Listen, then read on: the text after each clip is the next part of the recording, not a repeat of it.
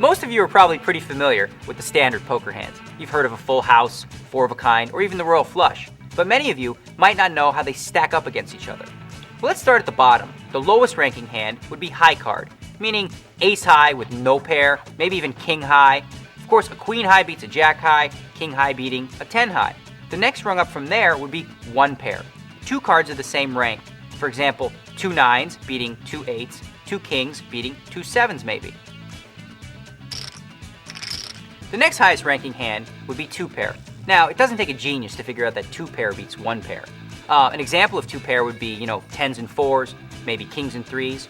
Now, if two players have two pair, the player that wins would be the one who has the highest ranking pair in their hand.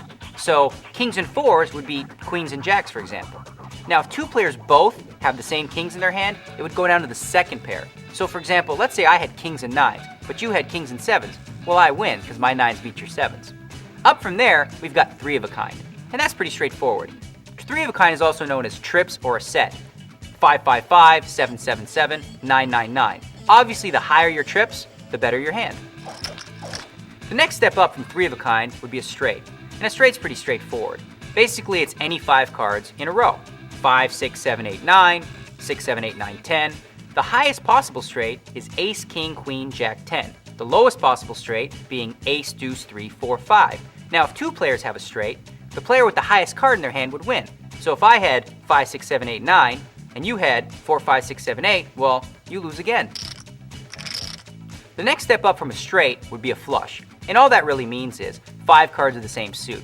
You could have a 3, 4, 7, 9, and a queen, and as long as they were the same suit, well, that's a flush. Now, if two players both had a flush, it would come down to the highest card in the hand. So, if my highest card was an ace and I had an ace high flush, but you just had a queen high flush, well, the ace high flush would win. The next step up from a flush would be a full house, which is any combination of three of a kind and a pair. Now, if you're really, really lucky, you'll get four of a kind, which is the next highest ranking hand. 4 nines would obviously beat 4 sixes.